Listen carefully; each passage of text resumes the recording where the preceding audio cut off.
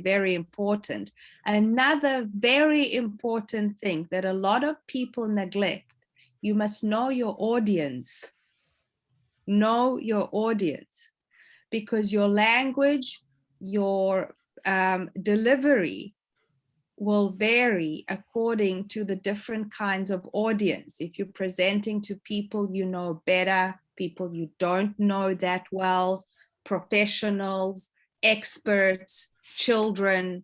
So know your audience as well as you know the topic to adjust your delivery and your performance accordingly. Okay, can we I just wanted to ask you for some helpful tips from your past experience that you want to share with the rest of us, that through practice you developed or picked up on. Anyone, if you have any helpful tips. You said breathing to calm your nerves. Can anyone else add something, or what else can you think of? I think first thing first is know the topic itself, and then like you say about the planning for the presentation itself, that will be better. Yes. So yes. in the day we present, the topic will be great. Have you ever practiced your presentation in front of a mirror or in front of your family, or did you ever try that?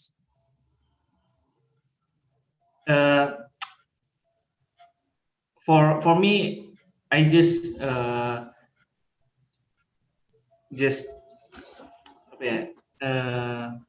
not in my family, but still in this course, I still learn about the how to make a great presentation. So it's a helpful thing to, if you can do it, if you have a friend or family members that can help you out, it's great because you get feedback from them. So you learn the theory, how to do it well. Then you practice. And when you are delivering, they can tell you their, what are they seeing? What are they hearing? And you see it through their eyes. So not just filming yourself with your phone or looking at yourself in the mirror, because that's one-sided. It's biased. It's subjective. It comes from you. Objective, if it comes from somebody else. So the feedback can be, oh, please slow down, or don't use the same tone of voice, go a bit up and down to try and grab your audience.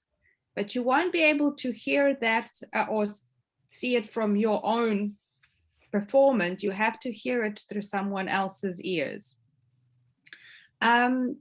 What else can you think of that may be helpful that might not be theoretical? So let's step away from theory.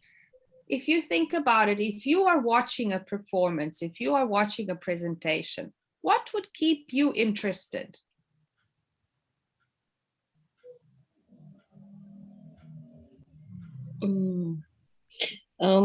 Maybe of course the material that will we deliver for the audience. Yeah.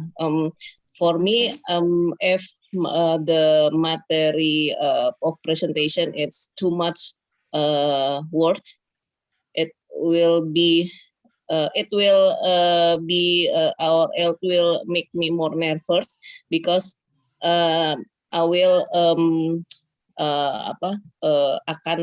I will be more confused, because what I want to say and the description on the presentation. So maybe a little words, but more picture or Visual. picture or visual. Maybe it it can be the key points to we deliver. I think Yes. that's Yes. No, I agree. I agree. Visual, any form of visual presentation, anything that can help you to make your presentation more visual is always helpful. That is a great way to enhance or improve your presentation. And also what you said, the language used. So keep it as simple as possible related to the topic, obviously.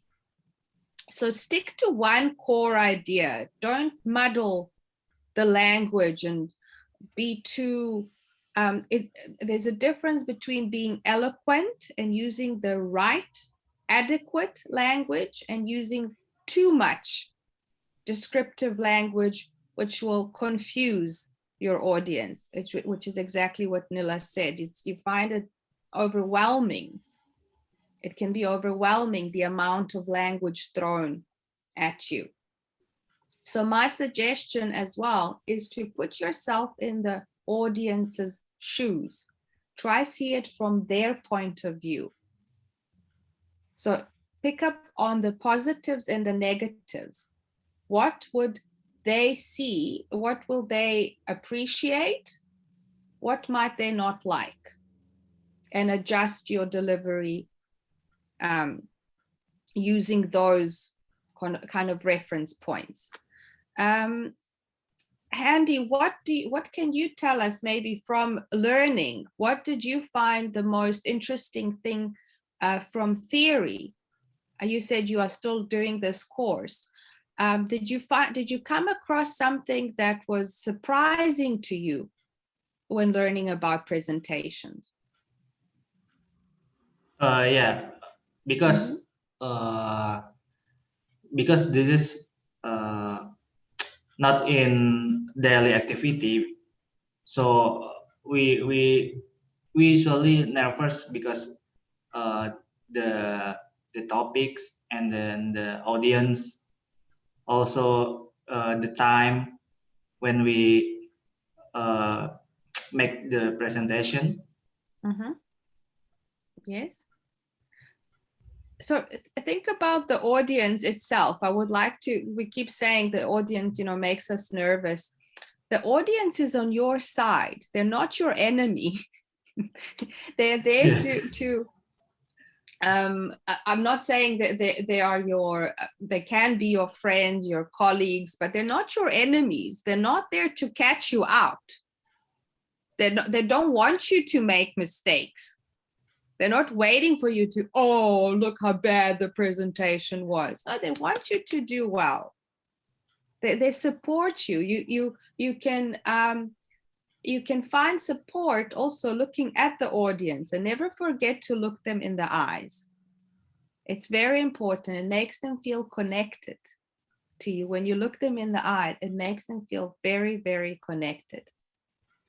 How would you, how else could you engage the audience, Handy or Nilla? What other tricks can you use to engage the audience? Make some jokes like Brian said before, or ice breaking activity, something like that. Maybe we can engage the audience with our material. Yes, Brian? Yeah, maybe we play a games like with a dance, like sometimes when you got seminar apa? When you got seminar. Seminar, yes. Seminar. Yes, seminar. Sometimes when the people think like they're bored, we can play a games like that. And I want to ask something, Miss. Do you have tips when, example, I wrong say something to the audience? What I should do? Like I must say sorry, or I must protect defensive with my argue, even that's wrong. What do you think? do you mean do you have to own up to your mistake? Yeah. Of course, but in a very casual way, you know, don't make too much of it. So you made a mistake presenting, and then do you mean somebody caught you out? Did somebody raise their hand and say, sorry, but I think that's wrong? Yeah, and then what must I do? I must say sorry, or I must defensive with my argue. Even I know that I was do mistake like that. So are you okay? So now this is a two options. Is it an opinion? So is the member of the audience saying, sorry, I think you are wrong because I think that something. Blah, so blah, blah, blah, blah. Yes. Or did you make an accidental mistake while delivering the material, maybe giving them the wrong statistics? Yes. So which one is it? Is it opinion based or is it fact based? So maybe like this. I will simulate it. Yeah. The audience maybe ask something to me, and then I wrong to give the answer, and I know that's wrong, but I think but I'm already tell it to them, so they will maybe say, oh sorry, I think I not agree with you, and what you think I must defensive my talk before, or I will say, oh sorry, I think I'm wrong like that.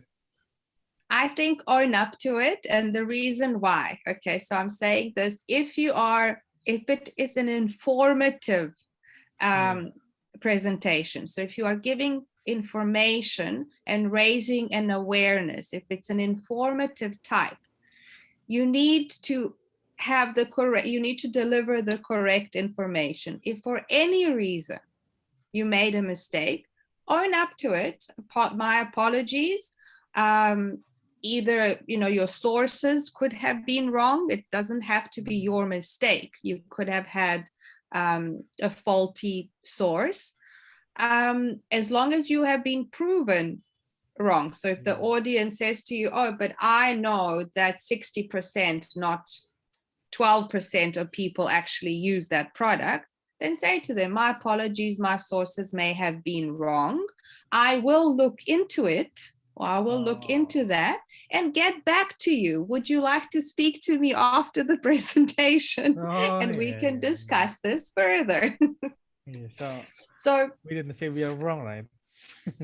I think owning up to your mistake as opposed to arguing, you know, if you know you are wrong. If, however, there's, and it's happened when there's this tension. So I think I'm right.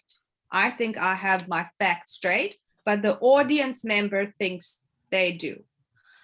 Diffuse the situation. Don't let it develop into this open argument in front of everyone. Say to them, would you like to see me afterwards? Can I please continue with my presentation? And we can discuss this later. As I hope that it's not a make or break moment of the presentation that will now decide whether your whole presentation is wrong. But if it's just a minor detail, rather leave it for later and outside of that moment. Because I got experience before when I got presentation and I got wrong. They think like, oh, they not trust me again. What I say then didn't hear me again, because I got wrong to answer it. Yeah, I got experience like that. So I ask it to you. Maybe you have.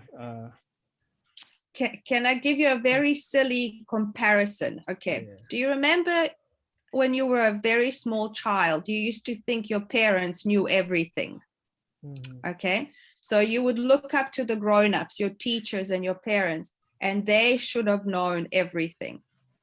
I still think to this day, they should have owned up to us and said, I don't actually know everything. I am, let me help you find out. Let me help you find the right answer or find the truth. So I don't think we can expect of anyone to be all knowing and make no mistakes. So I would rather, from my experience, own up to my mistake so they can trust me that I will fix it. If I'm wrong, I will put more effort into finding the right answer. And the trust then comes from my integrity. Yeah. Not being infallible. I admit that I can make mistakes, but my integrity is what matters. That I will stand for the truth or the correct information and facts, if that makes sense. That should make you a superior presenter, your integrity. Not maybe the material itself, but that you stick to finding out the truth and being there. Be flexible. You know, flexibility is also important. Okay, so let's keep. Thank you. Any other questions? Anything that may have thrown you off? Has anyone ever had a bad experience presenting?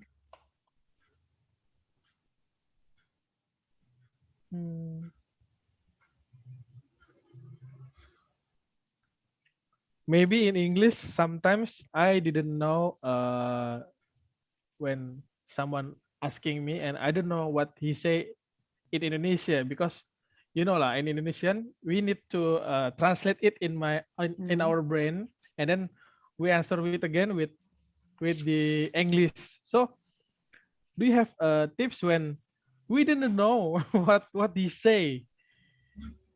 I mean, what I must do? I will ask him.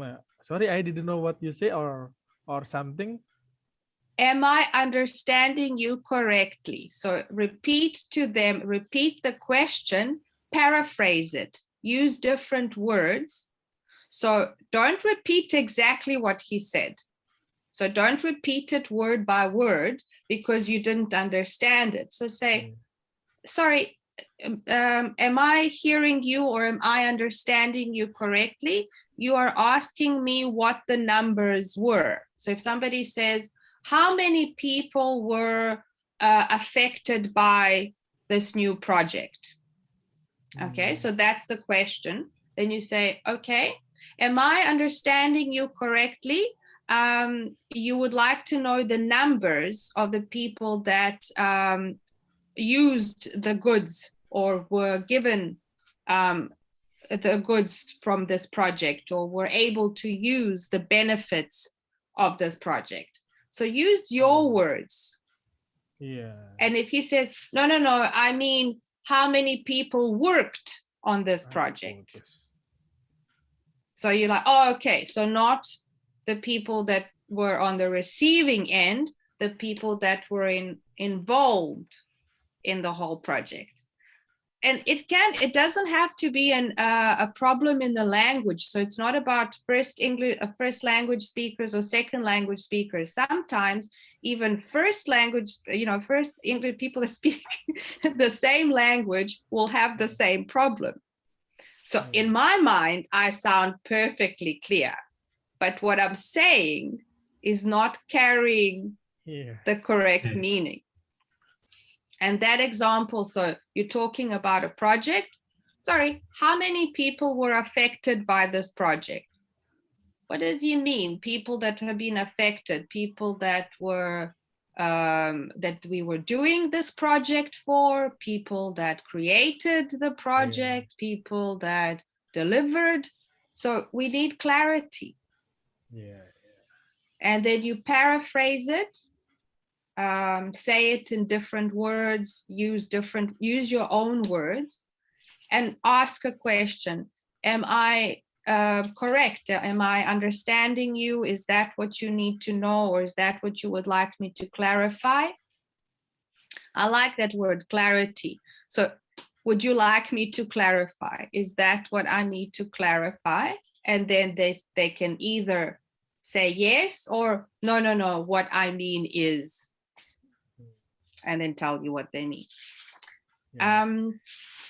What about pleasure?